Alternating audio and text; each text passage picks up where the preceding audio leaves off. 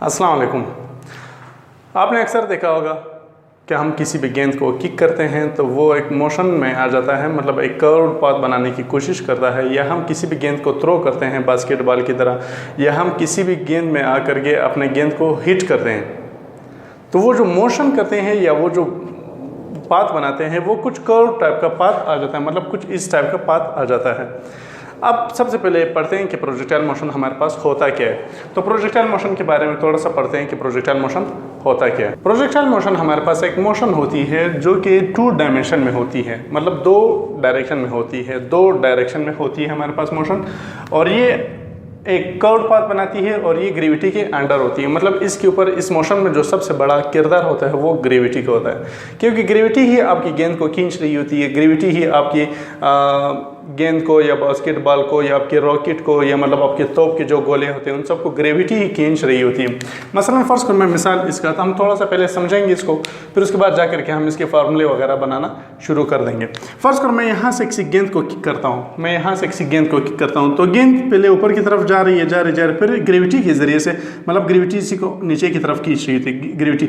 अब ग्रेविटी से ये हार करके फिर ये नीचे की तरफ आना शुरू हो जाता है। तो हम किसी भी गेंद को हिट करते हैं, हम किसी भी गेंद को हिट करते हैं तो वो यहाँ से उड़ते उड़ते उड़ते उड़ते वापस ज़मीन की तरफ आना शुरू हो जाता है। और ये जो पाथ होती है, ये पाथ बना लेते हैं, जो कर्व्ड पाथ जिसे हम कहते हैं, या पैराबोलिक पाथ जिसे हम कहते हैं, पैराबोलिक टाइप कहते हैं कि पैराबोलिक टाइप का जो पाथ बना लेता है, इसी पाथ को या इसी मोशन को हम क्या बोलते हैं, प्रोजेक्टाइल मोशन। अब एक चीज़ जो बहुत ज़्यादा गौर करने की, यहाँ पे मैंने लफ्ज़ इस्तेमाल किया 2 डायमेंशनल, मतलब मैंने लफ्ज़ इस्तेमाल किया 2 डायमेंशनल। अब 2 डायमेंशनल से क्या मुराद है, ये गेंद है, ये 2 डायरेक्शन में आपके पास मोशन कर रही होती है। एक तो ये ऊपर की तरफ जा रही होती है, नंबर 1, और साथ में ये इस तरफ भी जा रही होती है। देखिए यहाँ पे इसकी मोशन देख ले, और यहाँ पे इसकी मोशन, ये ऊपर भी उड़ रही है और साथ में इस तरफ भी आ रही होती है। यहाँ पे इसकी मोशन देख ले, ऊपर भी उड़ रही, इस तरफ भी आ रही। यहाँ पे इसकी मोशन देख ले, नीचे की तरफ आ रही है, नीचे की तरफ आ रही है और साथ में इस तरफ जा रही। तो मतलब ये एक ऐसा मोशन होता है जो आपके पास 2 डायरेक्शन में आ रही होती है। अब फर्ज करो मैं कहीं पे जा रहा हूँ तो मैं एक ही डायरेक्शन में जाऊँगा, या फर्ज करो मैं नीचे की तरफ जा रहा हूँ, ऊपर की तरफ, एक ही डायरेक्शन में मैं जा रहा हूँ। लेकिन ये जो हमारे पास ये मोशन होती है रॉकेट की या मतलब फुटबॉल की या किसी भी चीज़ को आप किक करते हैं तो वो कुछ इस टाइप का मोशन कर लेता है, जो कि आपके पास 2 डायरेक्शन में होती है। मतलब उनके जो सिम्प्ट होते हैं या उनकी जो डायरेक्शन होती है वो 2 होती है, वो एट अ टाइम दोनों डायरेक्शन को साथ साथ में कवर कर रही होती है। तो इसको मज़ीद तफसील से लिखते हैं। अब हम पढ़ते हैं प्रोजेक्टाइल मोशन को थोड़ा सा मज़ीद तफसील के साथ। हम इसके फार्मूले बाद में पढ़ेंगे, क्योंकि जब तक कि आप लोगों को समझ नहीं आएगी आप फार्मूले ड्राइव नहीं कर सकेंगे। फार्मूले काफ़ी ज़्यादा आसान है, फार्मूले कोई मुश्किल नहीं है, लेकिन ये पॉइंट समझना आपके लिए लाजमी है, क्योंकि MCQs में भी आपसे इस टाइप के क्वेश्चन पूछे जा सकते हैं। तो सबसे पहले हम देखते हैं कि हमारा प्रोजेक्टाइल मोशन है। मैंने आपको बताया था कि मैंने यहाँ से गेंद को किक किया, फुटबॉल को मैंने किक कर दिया। अब फुटबॉल जा रहा बिल्कुल पैराबोलिक पाथ उसने बना लिया, या कर्व्ड पाथ बना लिया उसने, एक सारा का सारा एक कर्व्ड पाथ बना लिया। अब ये फुटबॉल हमारे पास 2 डायरेक्शन में सफ़र कर रहा है या 2 डायरेक्शन में मोशन कर रहा है, एक एक्स एक्सिस में और एक वाई एक्सिस में। ऊपर की तरफ भी जा रहा है और साथ में इस तरफ भी मूव कर रहा है। मसलन जैसे अगर मैं इस मार्कर को फेंक दूँ, ये मार्कर मैंने फेंका, अब ये मार्कर इस तरफ भी बढ़ रहा है लेकिन साथ साथ में ऊपर भी जा रहा है, तो हम कहते हैं ये 2 डायमेंशनल में ये सफ़र कर रहा है। अब इसके 2 सिम्प्ट होंगे, मतलब 2 इसके डायरेक्शन होंगे, इस मार्कर के या इस फुटबॉल के 2 डायरेक्शन होंगे। एक तो ये इस तरफ में जा रहा है मतलब एक्स एक्सिस में, और साथ में ये ऊपर की तरफ भी उड़ रहा है तो वाई एक्सिस में। तो ये 2 अपने डायरेक्शन इसके नोट करने हैं। अगर मैं यहाँ से गेंद के ले लूँ तो ये इसकी एक्स डायरेक्शन, ये वाई डायरेक्शन, यहाँ से X direction, Y direction, X direction, Y direction, X direction, Y direction, और यहाँ से ये एक्स डायरेक्शन, वाई डायरेक्शन, क्योंकि ये सारा का सारा एक्स डायरेक्शन और ऊपर की तरफ जाना है या नीचे की तरफ जाना वो वाई डायरेक्शन होता है। अब ये Y direction, Y direction, Y direction. अगर मैं यहाँ से एक्स को ले लूँ, अब इसमें एक चीज़ नोट करने वाली होती है कि अगर मैं वेलोसिटी देख लूँ, वेलोसिटी इन एक्स डायरेक्शन, अगर एक्स डायरेक्शन में मैं वेलोसिटी देख लूँ तो एक्स डायरेक्शन में वेलोसिटी नोट किया करें कि एक्स डायरेक्शन में जो आपके पास वेलोसिटी होती है वो आपके पास कांस्टेंट होती है। पूरे रास्ते जो आपके पास वेलोसिटी होगी वो कांस्टेंट रहेगी। मतलब जो वेलोसिटी मैंने यहाँ पे शुरू में दी थी वही वेलोसिटी पूरे रास्ते वही वेलोसिटी रहेगी। मतलब जैसे मैंने यहाँ पे गेंद को किक किया, मेरे इनिशियल वेलोसिटी मैंने उसको दी थी मसलन 20 मीटर पर सेकेंड, 20 मीटर पर सेकेंड के हिसाब से मैंने गेंद को यहाँ से किक कर दिया, मैंने 20 मीटर पर सेकेंड के हिसाब से गेंद को किक कर दिया। अब वही 20 मीटर पर सेकेंड पूरे रास्ते रहेगा, क्योंकि मैं तो इसके साथ उड़ नहीं सकता हूँ कि मैं रास्ते में इसकी वेलोसिटी बार बार चेंज करता रहूँगा, नहीं। एक्स डायरेक्शन में मतलब इस तरफ जाना है, इस तरफ जाने में जो इसकी डायरेक्शन, जो इसकी वेलोसिटी होती है वो हमेशा एक ही रहेगी, वो बार बार चेंज नहीं होगी। तो ये चीज़ नोट रखना है कि एक्स डायरेक्शन में जो इसकी वेलोसिटी होती है वो कांस्टेंट रहती है। कोई भी आपने दी हो 10, 20, 30, कुछ भी जो आपने दी हो वही सारे रास्ते वही रहेगी। अब वेलोसिटी अगर किसी चीज़ का कांस्टेंट रहेगा तो उसका एक्सेलरेशन क्या होगा? 0, क्योंकि एक्सेलरेशन की डेफिनेशन क्या है? चेंज इन वेलोसिटी पर टाइम। अगर वेलोसिटी में चेंज आ रही हो तो हमारा एक्सेलरेशन बढ़ रहा है या डिक्रीज हो रहा है या इंक्रीज हो रहा है। लेकिन अगर वेलोसिटी में चेंज नहीं आ रहा हो, बेशक वो मूव कर रहा हो, लेकिन वेलोसिटी में चेंज ना आ रहा हो तो हमारा एक्सेलरेशन 0। तो यहाँ से हमारा एक्सेलरेशन क्या हो? 0। तो मतलब एक्स एक्सिस में हम कोई डायरेक्शन, एक्स एक्सिस में हम कोई एक्सेलरेशन नहीं दे रहे हैं। मतलब ये गेंद को मैंने फेंका तो एक्स एक्सिस में मैंने कोई एक्सेलरेशन को नहीं दिया। जो वेलोसिटी मैंने शुरू में दी थी वही वेलोसिटी सारी रास्ते रहेगी। लेकिन अगर वही वेलोसिटी सारी रास्ते रहेगी तो जाहिर बात है इसका कोई एक्सेलरेशन नहीं होगा, क्योंकि एक्सेलरेशन चेंज इन वेलोसिटी का नाम होता है। तो यहाँ पे हमारे पास एक्सेलरेशन 0 होगी, नंबर 2। अच्छा, वाई डायरेक्शन में आपके पास क्या होगी? वाई डायरेक्शन में जो आपके पास वेलोसिटी होती है वो मुसलसल चेंज हो रही होती है, वो मुसलसल चेंज हो रही थी। क्यों चेंज होती है देखिए मैं समझाता हूँ। फर्स्ट करो यहाँ से, अगर मैं इसका एक और डायग्राम बना लेता हूँ। फर्स्ट करो ये गेंद है मेरे पास, अब मैंने इसको किसी भी वेलोसिटी के साथ फेंका। अब मैं जैसे इसको फेंक रहा हूँ, ये देखिए मैं इसको फेंक रहा हूँ, अब ये यहाँ पे आया तो इसकी फर्स्ट करो ये 2 डायरेक्शन में सफर करेगा, एक वाई और एक एक्स एक्सिस में। वाई एक्सिस तो इसकी ग्रेविटी के लिहाज से होगा, क्योंकि ग्रेविटी इसको खींच रही है, मैंने उसको ऊपर की तरफ उड़ाया और ये ग्रेविटी इसको खींच रही है। तो यहाँ पे जो इसका वाई होगा 4 होगा। वाई यहाँ पे क्या होगा? 4 या 5 कर दे मसलन। वाई यहाँ पे आपके पास 5 है, यहाँ पे आपके पास वाई क्या हो जाएगी? यहाँ पे वाई आपके पास 4 हो जाएगी, क्योंकि ग्रेविटी इसको खींच रही है और वो ऐसा ऐसा उसकी स्पीड कम होती जा रही है। ये मैं फेंक रहा हूँ ऊपर की तरफ। अब जब मैंने ऊपर की तरफ पहले से फेंका तो पहले इसकी अंदर एनर्जी या फोर्स जो भी कहें ये थोड़ा सा ज़्यादा ही है। अब ये ऐसा ऐसा मूव कर रहा है, ये जितने ऊपर की तरफ जाएगा उतनी उसकी वेलोसिटी या उसका वेलोसिटी कम होना शुरू हो जाएगी। मतलब उसके एक्सेलरेशन में चेंज आते ये एक पॉइंट आ जाएगा जहाँ पे ये बिल्कुल रुक जाएगा, कुछ सेकंड के लिए या कुछ नैनो सेकंड के लिए रुक जाएगा, फिर वापस ही नीचे की तरफ आना शुरू हो जाएगा। तो यहाँ से जो वेलोसिटी थी वो 5 थी, यहाँ पे वेलोसिटी मतलब वाई एक्सिस की मैं बात कर रहा हूँ, क्योंकि एक्स एक्सिस में तो पूरे रास्ते एक ही कांस्टेंट वेलोसिटी है। यहाँ पे जो वेलोसिटी मैंने शुरू में दी थी वही सारे रास्ते रहेगी, लेकिन वाई एक्सिस में जो वेलोसिटी होगी वो बार बार चेंज होती रहेगी। ऊपर की तरफ वो उड़ रहा है, पहले उसकी 4 वेलोसिटी थी, फिर 4, पहले 4 थे, फिर 3 हुई, फिर 2, फिर 1, फिर 0।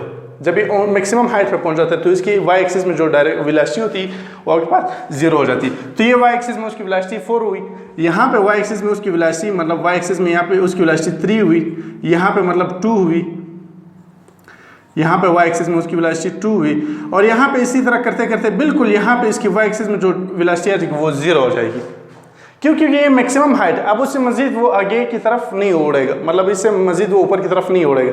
तो यहाँ पे आकर के इसकी जो वाई एक्सिस की जो वेलोसिटी होती है वो 0 हो जाती है। अब ये जैसे ही नीचे की तरफ आना शुरू हो जाएगी, गेंद यहाँ से जब नीचे की तरफ आना शुरू हो जाएगी तो ये फिर से डिक्रीज होना शुरू हो जाएगा, इंक्रीज होना शुरू हो जाएगा। यहाँ पे y1, यहाँ पे y2, क्योंकि ये ज़मीन की तरफ आ रहा है, टुवर्ड द ग्रेविटी की तरफ आ रहा है, तो इसी वजह से उसकी जो वेलोसिटी है वो बढ़ती जा रही है। प्लेन से मैं किसी बंदे या किसी भी बॉडी को मैं फेंक देता हूँ, अब प्लेन से फेंकते हुए इसकी वेलोसिटी क्या होगी? मतलब 100 मीटर पर सेकंड। ऐसा ऐसा जितने वो नीचे की तरफ जा रहा होता है उतनी उसकी वेलोसिटी बढ़ती जा रही है। 100 से 200, 200 से 300, 400 मीटर, आखिर जब ज़मीन तक वो पहुँच रहा हो तो उसकी वेलोसिटी बन जाती है 600, 700, 800, 900 मीटर पर सेकेंड। क्योंकि ग्रेविटी के हिसाब से हम इसको पढ़ेंगे, मैं सिर्फ एग्जाम्पल दे रहा हूँ। यहाँ पे उसकी वेलोसिटी वाई डायरेक्शन में उसकी वेलोसिटी 2, यहाँ पे उसकी वाई डायरेक्शन में वेलोसिटी 3, यहाँ पे वाई डायरेक्शन में उसकी वेलोसिटी 4, यहाँ पे वाई डायरेक्शन में उसकी वेलोसिटी 5 हो जाएगी, और यहाँ पे वाई डायरेक्शन में उसकी वेलोसिटी क्या हो जाएगी? बिल्कुल 0, क्योंकि यहाँ पे अब वाई वेलोसिटी नहीं कर रहा है। लेकिन एक्स एक्सिस की जो डायरेक्शन होगी, मतलब इस तरफ जो भी डायरेक्शन होगी, ये सारा का सारा जो भी इस तरफ की, वो सारे के सारे रास्ते कांस्टेंट रहेगी। वाई एक्सिस में, एक्स एक्सिस में जो इसकी वेलोसिटी होगी वो सारी रास्ते कांस्टेंट रहेगी, मतलब सेम रहेगी, कोई उसके अंदर चेंज नहीं आएगा। लेकिन वाई एक्सिस की जो वेलोसिटी वो मुसलसल चेंज हो रही है। यहाँ पे पहले जब आपने वेलोसिटीज को दी थी 5, 4, 3, 2, 1, 0, फिर 1, 2, 3, 4, 5, मतलब तो हम ये कहते हैं कि हमारे वाई एक्सिस में जो हमारी वेलोसिटी होती है वो बार बार चेंज हो रही होती है। तो जब वाई एक्सिस में वेलोसिटी चेंज हो रही थी तो जाहिर बात है वहाँ पे एक्सेलरेशन भी होगा। देखिए जब वेलोसिटी चेंज ना हो रही हो तो एक्सेलरेशन 0। अब वेलोसिटी में अगर चेंज आ रही हो, मतलब वो एक बार इंक्रीज कर रहा हो, एक बार डिक्रीज कर रहा हो। अगर आपको ये पॉइंट समझ नहीं आ रहा तो आपको एक ही सिंपल ट्रिक मैं कर दूंगा बाद में, लेकिन पहले समझने की कोशिश कर लें। अगर आपके पास वेलोसिटी चेंज हो रही हो तो मतलब एक्सेलरेशन है, वेलोसिटी चेंज हो रही है तो आपका एक्सेलरेशन बढ़ रहा है या घट रहा है। अब यहाँ पे एक्सेलरेशन है, अब वो एक्सेलरेशन किस चीज़ के इक्वल होगा? वो एक्सेलरेशन आपके पास आ जाएगी ग्रेविटी के। अब हमने यहाँ तक तो पढ़ लिया। अब अगर हम एक्स एक्सिस की वेलोसिटी फाइंड करना चाहते हैं, या सपोज हमने वाई एक्सिस की वेलोसिटी फाइंड करनी है, मतलब वो वेलोसिटी जहाँ तक हम फाइंड करना चाहते हैं, मतलब उसकी फाइनल वेलोसिटी। फर्स्ट को फाइनल वेलोसिटी यहाँ पे भी हो सकती है, अगर आप यहाँ तक फाइंड करना चाहते हैं, यहाँ तक कोई भी आपके पास फाइनल वेलोसिटी बन सकती है। वैसे अगर ओवरऑल देख लें तो ये इनिशियल वेलोसिटी और ये फाइनल वेलोसिटी एक्स एक्सिस की, और ये उसकी इनिशियल वेलोसिटी, यहाँ पे उसकी फाइनल वेलोसिटी वाई एक्सिस की, मतलब वाई एक्सिस की यहाँ से इनिशियल वेलोसिटी, यहाँ पे फाइनल वेलोसिटी, एक्स एक्सिस यहाँ से इनिशियल वेलोसिटी, यहाँ पे फाइनल वेलोसिटी। लेकिन अगर आप किसी भी पॉइंट के ऊपर जाकर के फाइंड करना चाहते हैं तो वही जाकर के आपके फाइनल वेलोसिटी बन जाएगा। अब अगर इसकी एक्स एक्सिस की अगर हम वेलोसिटी फाइंड करना चाहते हैं कि हमारे पास, एक बात याद रखें कि हम प्रोजेक्टाइल मोशन के जितने भी फार्मूले पढ़ेंगे वो सारे के सारे सिर्फ इन 3 इक्वेशन से फाइंड करने की कोशिश करेंगे।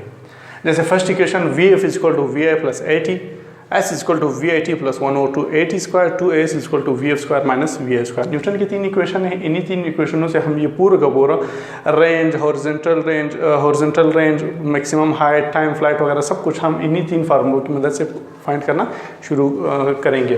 तो एक्स एक्सिस की वेलोसिटी देख लेते हैं। मैं पहले इक्वेशन उठा लेता हूँ, VF = VI + AT। चूंकि ये मैं एक्स एक्सिस की वेलोसिटी फाइंड करना चाहता हूँ, एक्स एक्सिस की, तो मैं यहाँ पे इनके साथ एक्स लिख लेता हूँ, यहाँ पे x axis velocity in X axis.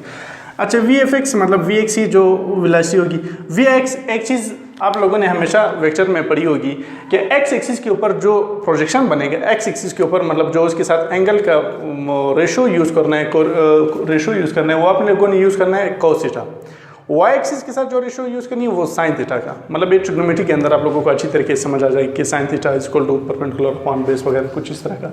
तो सिर्फ यहाँ पे इतना नोट कर लें कि एक्स एक्सिस के ऊपर अगर आपने कोई प्रोजेक्शन पढ़ना हो, मतलब उसका एंगल पढ़ना हो एक्स एक्सिस के ऊपर, तो हमारे यहाँ पे एक्स एक्सिस के साथ हम हमेशा cos थीटा लगाते हैं और वाई एक्सिस के साथ हमेशा साइन थीटा यूज़ करते हैं। एक्स एक्सिस के साथ cos थीटा और वाई एक्सिस के साथ हमेशा साइन थीटा यूज़ करते हैं। तो एक्स एक्सिस के साथ cos थीटा, यानी यहाँ पे आ जाएगा VI cos थीटा आ जाएगा। अब यहाँ से एक्सेलेरेशन एक्स एक्सिस में कितने, एक्स एक्सिस में तो कोई एक्सेलेरेशन है ही नहीं। मैंने आप लोगों को पहले कहा था कि वेलोसिटी में चेंज नहीं आ रही, तो एक्सेलेरेशन है ही नहीं। तो एक्सेलेरेशन नहीं है तो यहाँ पे इनकी जगह पे 0 लगा दे, 0 × T, ये पूरा का पूरा टर्म 0 हो जाएगा। A = 0, 0 × T, ये पूरा का पूरा टर्म 0 हो जाएगा। तो यहाँ पे आपके पास VX = VI cos थीटा बन जाएगा। मतलब अगर आपने एक्स एक्सिस में वेलोसिटी फाइंड करनी है तो आपने इस फार्मूले से फाइंड करनी है। सिंपल उसकी इनिशियल वेलोसिटी दे दें, cos थीटा एंगल उसका लगा लें, आपके पास velocity in X axis direction आ जाएगी। अब इसी तरह अगर आपने वाई एक्सिस में वेलोसिटी फाइंड करनी है तो फिर से मैं फर्स्ट इक्वेशन पुट करना चाहता हूँ, VF = VI + AT। कुछ भी याद करने की ज़रूरत नहीं है, आपने सिर्फ समझना है। समझ ले, 2 मिनट के अंदर अंदर आप सारे के सारे फार्मूले खुद ही निकाल सकते हैं। तो यहाँ पे VF देख ले, चूंकि मैं वाई एक्सिस में, तो मैं लिख लेता हूँ VFY, यहाँ पे मैं इसके साथ y लगा लेता हूँ, यहाँ पे B इसके साथ y लगा लेता हूँ। VFY = वाई एक्सिस का मैंने क्या कहा था कि कौन सी रेशो इसके साथ यूज़ करनी है, साइन थीटा। प्रोजेक्शन में Y axis is sine theta, तो मैं यहाँ पे लगाऊंगा VI sin theta plus A। यहाँ पे आपके पास क्या है, A चूंकि माइनस जी है तो A की जगह पे मैं माइनस जी लिख लेता हूँ, -g, और T का तो मुझे पता ही नहीं है तो T का एज अ T लिख लेते हैं। तो VFY = यहाँ पे आ जाएगा VI sin थीटा ± GT। ये आपके पास वेलोसिटी इन वाई एक्सिस आ जाएगी। Velocity in X axis = VI cos theta और velocity in Y axis VFY = VI sin theta - GT। अगर आप F की वर्ड यूज़ ना भी करें तब भी आपके पास ये चलेगा। मतलब वेलोसिटी इन वाई एक्सिस मतलब ऊपर या नीचे की तरफ जो वेलोसिटी होगी वो VI sin थीटा - GT की इक्वल होगी। G आपके पास क्या है, ग्रेविटी या साइन एंगल है, और VI आपके पास इनिशियल वेलोसिटी है। तो यहाँ तक नोट कर लें। आगे इसके फॉर्मूले। अब बात करते हैं टाइम ऑफ फ्लाइट की, कि मतलब आपके पास टोटल टाइम आपके पास फ्लाइट की, या मतलब इस गेंद की कितनी लग रही है। जो गेंद मैं फेंक रहा हूँ या जो रॉकेट में फेंक रहा हूँ, या जो अगर कोई जंप कर रहा है, एथलीट जंप कर रहा है, तो उसकी टोटल टाइम कितना रहेगा। मतलब अगर आपने टाइम फाइंड करना, ये टोटल टाइम कितनी रहेगा। बाद में मैं जा करके लास्ट में आपको एक छोटी सी इनकी मुख्तसर सी डेफिनेशन फिर सुनाऊंगा। तो आपको जब ये पूरा का पूरा आप देख लेंगे और इसके फार्मूले वगैरह फिर से दोबारा इसकी फिर से डेफिनेशन सुनेंगे जो कि एक अलग टाइप की होगी, तो आपको पूरी की पूरी प्रोजेक्टाइल की बिल्कुल समझ आ जाएगी और हमेशा के लिए एमसीक्यूज वगैरह इसके खत्म हो जाएंगे। टाइम ऑफ फ्लाइट से क्या मुराद है, देखिए फर्ज करो अगर मैं यहाँ से कोई गेंद फेंकता हूँ तो यहाँ तक आने में इसको टोटल टाइम कितना लगेगा। एक गेंद यहाँ से आई यहाँ तक आया, मतलब एक गेंद एक जगह से लेकर के दूसरी जगह तक जा रही है, टोटल उसने टाइम कितना ट्रेवल किया, टाइम मतलब टाइम टोटल कितना लगा यहाँ से लेकर के। अगर गेंद यहाँ से किक हो रही है और यहाँ तक पहुँचते पहुँचते उसने टोटल टाइम कितना लिया। अगर हम लोगों ने ये फाइंड करना हो मिसाइल के बारे में, रॉकेट के बारे में, अपने तोप वगैरह के बारे में, किसी भी चीज़ के बारे में, तो हमारे पास टाइम फ्लाइट क्या होगी, हमारे पास टाइम फ्लाइट, फिर मैंने कहा था कि आपने इन 3 इक्वेशन में से कोई एक उठाना है। तो मैं सबसे पहले ये फर्स्ट इक्वेशन उठाने की कोशिश करूँ क्योंकि फर्स्ट इक्वेशन सबसे आसान होती है। तो आप पहले आपको पूरा का पूरा फोकस फर्स्ट इक्वेशन की तरफ होना चाहिए। आफ्टर फर्स्ट इक्वेशन आप सेकेंड इक्वेशन, थर्ड इक्वेशन भी यूज़ कर सकते हैं, लेकिन आपने फर्स्ट इक्वेशन के ऊपर ज़्यादा फोकस करना है। तो यहाँ पर आपके पास चूँकि टी है तो यहाँ पर मैं टाइम ऑफ फ्लाइट फाइंड कर सकता हूँ। तो अगर मैं टाइम ऑफ फ्लाइट ले लूँ तो VF = VI + AT, ये फर्स्ट इक्वेशन मैंने उठाया। अब यहाँ पे टाइम ऑफ फ्लाइट हम किस चीज़ में, देखिए अगर मैं टाइम फाइंड कर रहा हूँ तो मैं y एक्सिस में टाइम फाइंड कर रहा हूँ, मतलब चूंकि उसकी जो डायरेक्शन है वो y एक्सिस में आ रही है। देखिए यहाँ पे ये y की तरफ उड़ रहा है, मतलब तो इसकी जो टाइम फ्लाइट हम फाइंड करेंगे वो y एक्सिस में फाइंड करेंगे। तो ये सारी वैल्यू आपके पास क्या हो जाएगी, y एक्सिस की डायरेक्शन में हम टोटल टाइम फाइंड करते हैं। अच्छा, टोटल टाइम VFI। अब यहाँ पे VFI देख लें, यहाँ से अगर ले लें, यहाँ से अगर ले लें यहाँ तक, मतलब मैं सिर्फ इसके पहले हाफ टाइम फाइंड कर लेता हूँ, फिर आपके पास टोटल टाइम फाइंड कर लेता हूँ। टाइम ऑफ फ्लाइट में पहले उसको फाइंड कर लेता हूँ। अब यहाँ पे अगर आपके पास इनिशियल वेलोसिटी है, यहाँ पे मतलब आपके पास VFY आ जाएगी। तो VFY आपके पास किस चीज़ की इक्वल होगी, 0। क्यों 0? क्योंकि अगर ये आपका गेंद है, ये उड़ रहा है, एक स्टेज पे आकर के ये बिल्कुल इसकी जो y एक्सिस की जो वेलोसिटी होगी वो आपके पास 0 होगी। जैसे मैंने पहले कहा था कि कुछ सेकंड, नैनो सेकंड के लिए यहाँ पे आकर के रुक जाता है, फिर उसके बाद ये वापस से नीचे आना शुरू हो जाता है। जैसे अगर मैं इस गेंद को इस तरह या इस मार्कर को इस तरह फेंक लेता हूँ तो ये पहले तो ऊपर की तरफ उड़ता मतलब ग्रेविटीज को खींच रही थी, इसकी वेलोसिटी कम होते एक पॉइंट पे आकर के इसकी वेलोसिटी बिल्कुल y एक्सिस की तरफ जो इसकी वेलोसिटी होती है वो 0 हो जाती है। x एक्सिस की तरफ वही वेलोसिटी होती है जो पहले थी, लेकिन y एक्सिस की तरफ जो इसकी वेलोसिटी होगी वो बिल्कुल आकर के 0 होगी। तो हम ये देखते हैं कि final velocity in y axis is equal to 0। तो हम यहाँ पे क्या पुट कर लेते हैं, 0। और VIY मुझे पता है कि VIY आपने क्या फाइंड किया था कि VI sin थीटा मैंने हमेशा कहा था, मैंने आपको पहले भी कहा था कि y एक्सिस की तरफ अगर आपने उसकी वेलोसिटी फाइंड करनी हो तो आप उसके साथ हमेशा sin थीटा का ये वर्ड यूज़ किया करें। तो VI sin थीटा लिखा, यहाँ पे प्लस AT, यहाँ पे माइनस GT मैं लिख लेता हूँ।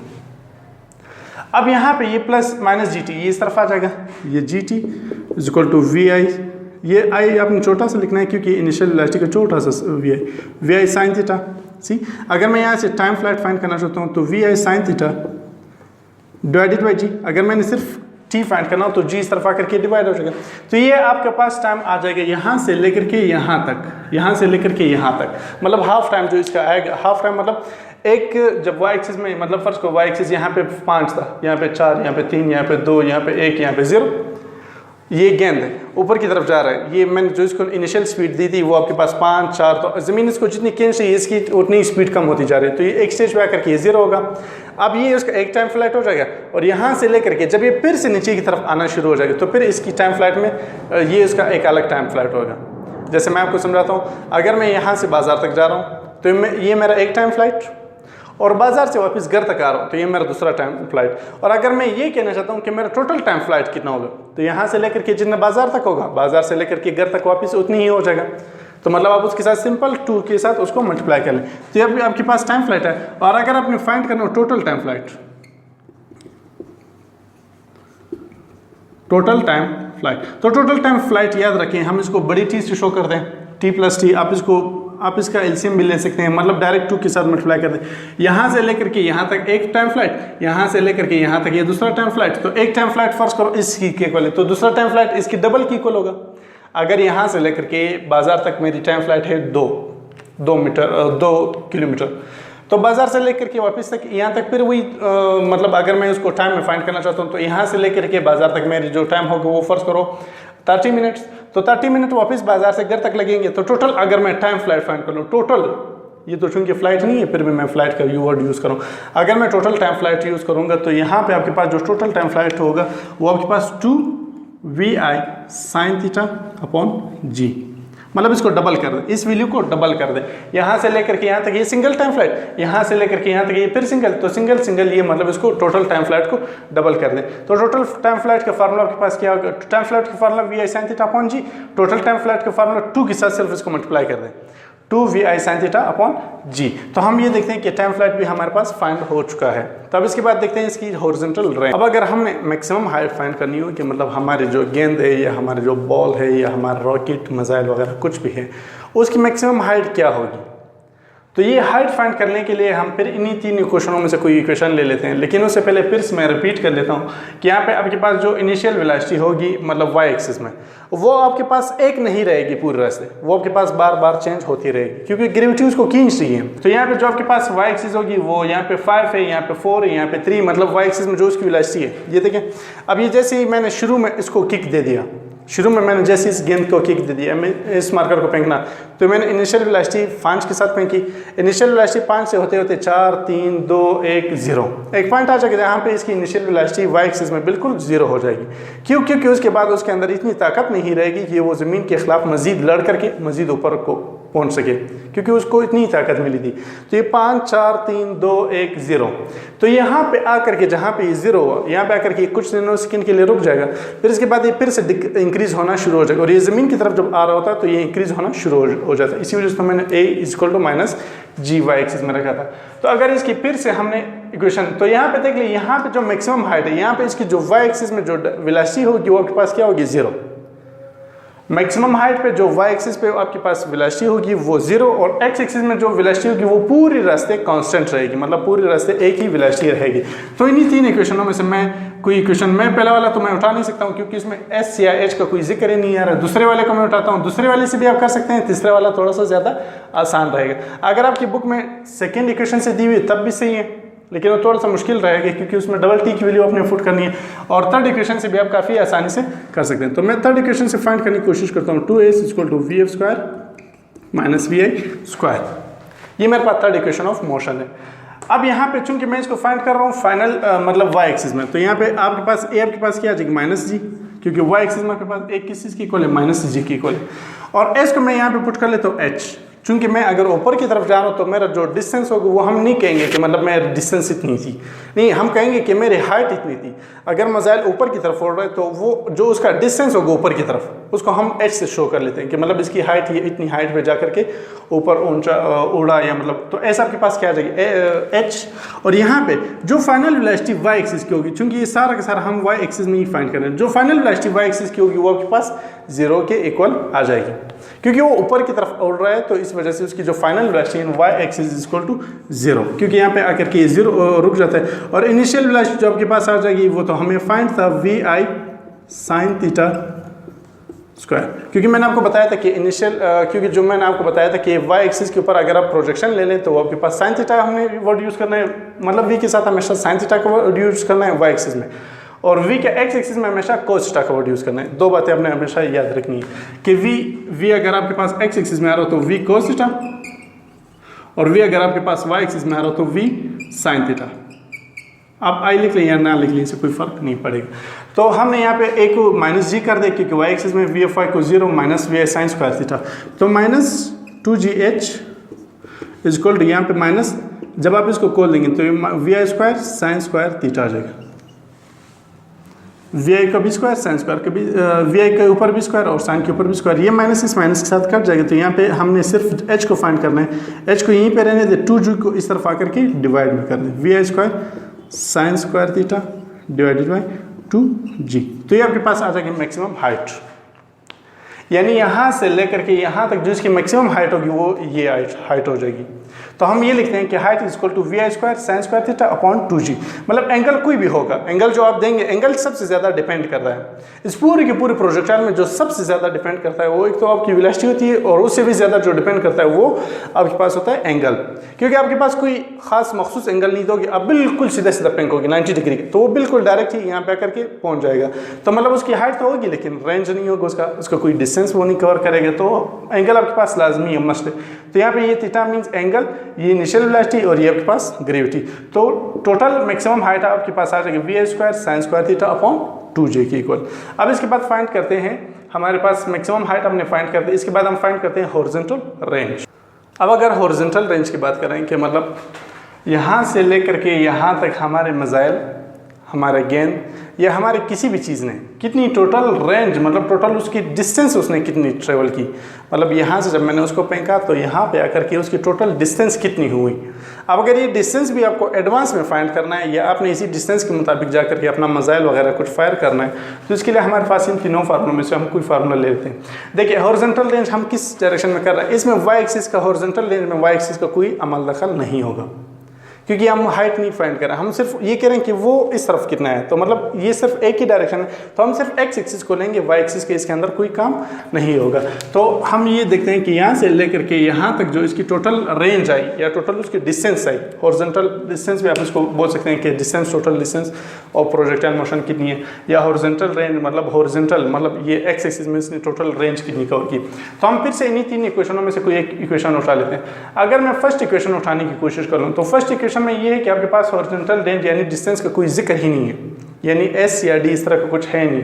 तो सेकंड इक्वेशन या थर्ड इक्वेशन में मैंने कोई उठाना है। अगर मैं थर्ड इक्वेशन उठाऊंगा तो यहाँ पे ए 0 बन करके इस पूरी इक्वेशन को 0 कर देगा, तो मतलब वो भी हमारे काम का नहीं। तो रह गया सेकंड इक्वेशन, तो सेकंड इक्वेशन को आप उठा लें। Second equation S equal to V I T plus 1/2 AT²। अब एस चूंकि मैं यहाँ पे जो डिस्टेंस में फाइंड कर रहा हूँ उसको मैंने रेंज का नाम दिया हुआ है, तो मैं एस को यहाँ पे आर कर लेता हूँ रेंज, और ये आपके पास वी आई एक्स में, तो ये एक्स एक्सिस में, तो यहाँ पे मैं लिख लेता हूँ V I cos theta, V I cos theta. और ये जो टी है ये आपके पास टोटल टाइम फ्लाइट है, मतलब यहाँ से लेकर के यहाँ तक, ना कि यहाँ तक, यहाँ से लेकर के यहाँ तक, तो मैं टोटल टाइम में 2vi sin थीटा अपॉन जी लिखूंगा। अक्सर स्टूडेंट मुझसे ये भी पूछते हैं कि सर हमने यहाँ पे टाइम का formula vi sin theta upon G क्यों नहीं लिखा, तो हम इस वजह से जी नहीं लिखते हैं क्योंकि वो हाफ टाइम का, मतलब यहाँ तक है। हम जो टोटल टाइम फाइंड कर रहे हैं वो तो टोटल टाइम की बात कर रहे हैं कि मतलब टोटल डिस्टेंस उसने कितने कवर किया, तो जाहिर बात है उसमें टोटल टाइम आ जाएगा। तो टोटल टाइम यहाँ पे जो हम टी की वैल्यू लगाएंगे वो 2vi sin थीटा अपॉन जी के वर्ड यूज़ करेंगे। अब यहाँ पे अगर मैं देख लूँ ये vi डबल आ रहा है, तो vi² 2 sin theta cos theta upon G. मैंने इस इक्वेशन को इस तरह लिखा, vi² कर दिया और 2 sin थीटा और cos थीटा लिख लिया, इस तरह मैंने लिख लिया सी। ये आपके पास जी और ये आपके पास आर। अब ट्रिग्नोमेट्री के अंदर आपने एक फार्मूला पढ़ा होगा कि 2 sin थीटा cos थीटा आपके पास इक्वल होता है sin 2 थीटा के।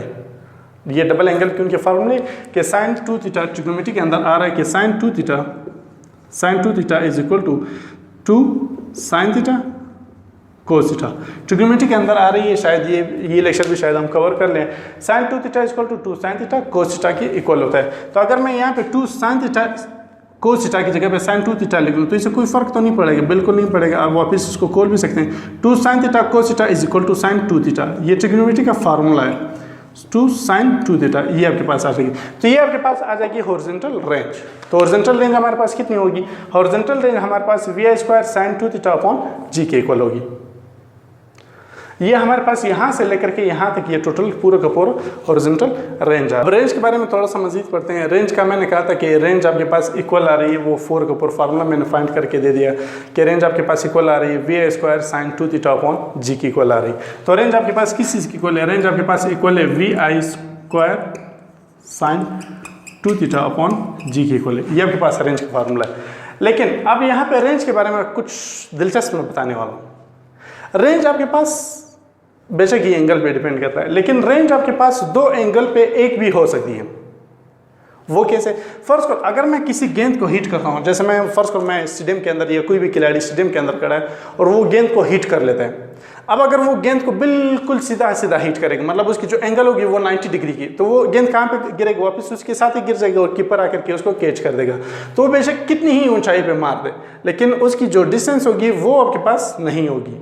तो आपके पास जो एंगल है वो सबसे ज़्यादा डिपेंड करता है। लेकिन अगर वो मसलन यहाँ पे देख ले, अगर फर्ज करो कोई बंदा यहाँ से लेकर के यहाँ तक एक शॉट मार लेता है, मतलब उसका जो एंगल है वो ये बन रहा है, एंगल ये बन रहा है। अब अगर वही बंदा इसी एंगल को कुछ इस तरह से मार ले, मतलब फिर भी ये दोनों एक ही जगह पे आकर के रुकेंगे, मतलब यहाँ से लेकर के यहाँ तक ये मारता है, ये यहाँ से लेकर के यहाँ तक ये, फिर भी उन दोनों का एंगल एक ही बनेगा। मतलब उन दोनों की जो रेंज एंगल तो अलग अलग है, लेकिन रेंज एक ही आएगी। मसलन ये ट्रिग्नोमेट्री में हमने पढ़ा है कि थीटा आपके पास जो इक्वल होती है वो 90 माइनस थीटा की भी इक्वल होती है, 90 माइनस थीटा। फर्स्ट करो अगर मैं थीटा इक्वल 20 ले लूँ, मतलब मेरा एंगल जो है ना वो 20 ले लूँ, तो 90 माइनस थीटा यानी 90 माइनस 20 ले लें, 90 डिग्री माइनस 20 डिग्री, तो 20 डिग्री इक्वल टू 70 डिग्री। तो 20 डिग्री के ऊपर एंगल के ऊपर और 70 डिग्री के एंगल के ऊपर आपके पास जो रेंज होगा वो आपके पास बिल्कुल सेम होगा। ये चीज़ ध्यान में रखनी।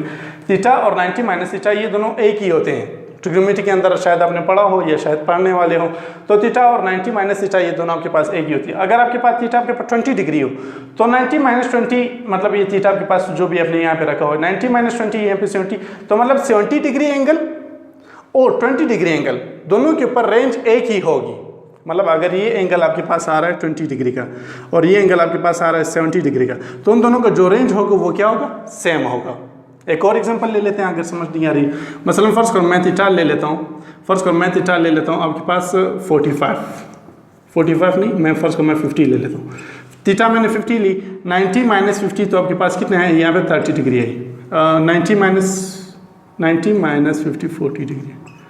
अच्छा अगर मैंने थीटा लिया 50 डिग्री और यहाँ पे 90 माइनस 50 तो यहाँ पे आपके पास आ जाएगी 40 डिग्री, तो 50 डिग्री के एंगल और 40 डिग्री के एंगल के ऊपर जो रेंज आएगी वो आपके पास बिल्कुल सेम होगी। आप किसी चीज़ को 50 के एंगल से फेंक दें, मतलब वेलोसिटी आपने कांस्टेंट रखनी है, मतलब वेलोसिटी जो भी आप देंगे दोनों में सेम होनी चाहिए, ये नहीं कि आप वेलोसिटी चेंज कर दें। अच्छा अगर किसी चीज़ को मैं यहाँ पे 50 डिग्री के एंगल से फेंक लेता हूँ, मतलब 50 डिग्री एंगल तकरीबन ये हो जाएगी। सी अगर मैं 50 डिग्री के एंगल पे फेंक या 40 डिग्री के एंगल पे फेंक, तो उन दोनों का जो रेंज होगा या उन दोनों की जो टोटल डिस्टेंस होगी वो आपके पास सेम आएगी। इसी तरह अगर मैं किसी चीज़ को मतलब इसी गेंद को मैं देख लूँ, अगर मैं इसको इस एंगल से फेंक दूँ, जा करके इस तरह यहाँ पे फेंक दूँ, तो अगर इसी एंगल को मैं एक दूसरे तरीके से भी फेंक सकता हूँ कि मतलब फर्स्ट करिए आपके पास आ रहा है 45 डिग्री, तो इसका जो दूसरा एंगल होगा वो भी 45, क्योंकि 90 माइनस 45 वो वापस 45 डिग्री का एंगल ही हो जाता है। तो हम ये देखते हैं कि रेंज जो है ना वो आपके पास दो डिफरेंट एंगल पे सेम हो सकती है। कैसे? Theta 90 minus theta. अब प्रोजेक्टाइल मोशन की एक थोड़ी सी मुख्तसर सी तारीफ फिर से दे रहा हूँ। देखिए प्रोजेक्टाइल मोशन हमारे पास मिसाइल होते हैं, हम मिसाइल को जो है ना हवा में फायर कर लेते हैं। अब हम ये नहीं होते कि हम मिसाइल के ऊपर पहले से करोड़ों अरबों डॉलर लगा लें और उसके बाद उसको हवा में फायर करके फिर देख लें कि हाँ इसकी हाइट तो ये आ रही है, उसकी डिस्टेंस ये आ रही, ये तो हमने थोड़ा सा कम डिस्टेंस के साथ मतलब बनाया, अगले को हम थोड़ा सा ज़्यादा, इस तरह का नहीं होता है। हमारे पास मिसाइल होती है या रॉकेट होती है या कुछ भी होता है, या हमने किसी को टारगेट करना है, मतलब उसके ऊपर जाकर के किसी चीज़ को जाकर के फेंकना है उसके ऊपर, तो हमने ऑलरेडी यहाँ से ही तय करना है कि हमारा एंगल कौन सा होना चाहिए, नंबर 1, हमारी वेलोसिटी कितनी होनी चाहिए, नंबर 2, तब जाकर के ये चीज़, ये गेंद या ये तोप या ये गोला या मिसाइल जाकर के इस बंदे को यहाँ पे आकर के हिट कर सकेगी। लेकिन इसके ऊपर आपका एंगल जो है ना वो सबसे ज़्यादा डिपेंड करता है। तो आपने यहाँ पहले सबसे पहले आपने ये फाइंड करना है कि अगर आपने इस जगह को टारगेट करना है तो आप उसके अंदर देख लें कि हॉरिजॉन्टल रेंज, फर्स्ट करो इसका रेंज यहाँ पे आ रहा है 100 किलोमीटर का आ रहा है, तो आपने हॉरिजॉन्टल रेंज के अंदर इसकी जो है ना वो रेंज फुट कर देनी है, डिस्टेंस फुट कर देना है।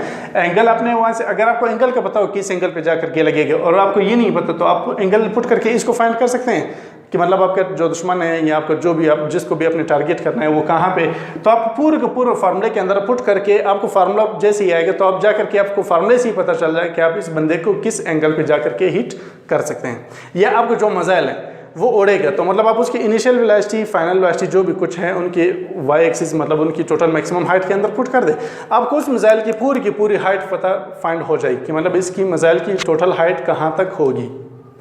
या मतलब मैंने टोटल टाइम फ्लाइट फाइंड करना है कि मेरे मिसाइल यहाँ से आकर के यहाँ तक या मेरे गेंद यहाँ से आकर के यहाँ तक कितनी टाइम के अंदर जाकर के पहुँचेगी, तो वो आपके पास आ जाएगा, टाइम फ्लाइट उसका आ जाएगा। आप उसके अंदर उनके फार्मूले की जो फार्मूला मैंने फाइंड करके आपको दिया, आप फार्मूले के अंदर सिर्फ अपनी वैल्यू पुट कर दें, आपको उसकी टोटल टाइम फ्लाइट आ जाएगी बिना उसको फायर किए। तो आपको पता चल जाएगी कि आप 2 सेकंड या 3 सेकंड या 10 सेकंड के अंदर अपने दुश्मन को हिट कर सकते हैं, या मतलब आपने किसी एरिया को हिट करना है। जैसे देखिए ये फर्स्ट करिए जहाज़ आ रहा है, इसके ऊपर काफ़ी ज़्यादा थ्योरियाँ, मैं ज़्यादा डीप में नहीं जाता हूँ। ये जहाज़ आ रही, अब अगर इसने यहाँ से इस बंदे को हिट करना है, मतलब वहाँ से एक दूर को एक गाँव को हिट करना है, तो ये यहाँ से मिसाइल फेंकना शुरू कर देगा। क्यों? क्योंकि इनकी जो अलग अलग डिस्टेंस होती है वो अलग अलग रास्ते में होती है, नंबर 1। नंबर 2, यहाँ पे हमने पढ़ा था 2 मोशंस के बारे में। ये दोनों मोशन अपने आपस में एक दूसरे के साथ इनडिपेंडेंट होते हैं, मतलब इन दोनों का अपने आपस में कोई ताल्लुक नहीं होती। एक्स एक्सिस ये जो गेंद है, फर्स्ट करिए गेंद मेरी यहाँ पे है, ये गेंद एक्स एक्सिस में भी जा रही है, वाई एक्सिस में भी जा रही है, मतलब एक इस तरह की जा रही।